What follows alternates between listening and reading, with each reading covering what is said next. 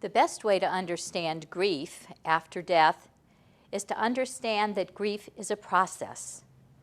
It's an experience that people must go through after the death of a loved one. There is no time limit. There is no prescription to follow. It is just something that people experience after the loss of a loved one.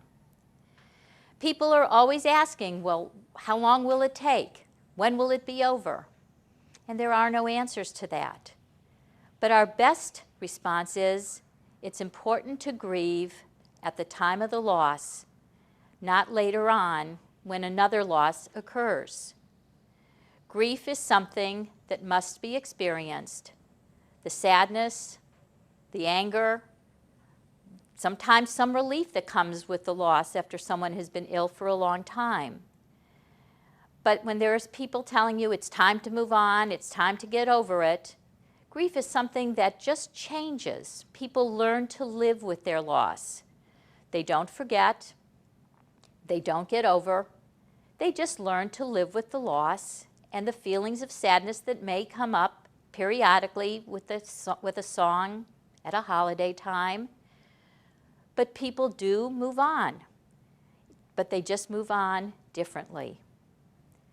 Grief is something that must be experienced.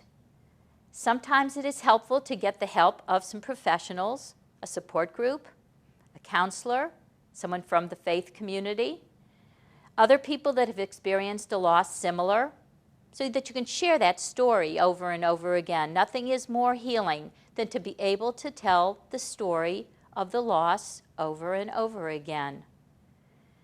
But there is no prescription. There is no stages. It is just the experience of going through the loss and experiencing the feelings and feeling sad, but also to know that there is some growth at the end and some light at the end of the tunnel. I'm Sandi Sunter with the Hospice of the Florida Suncoast.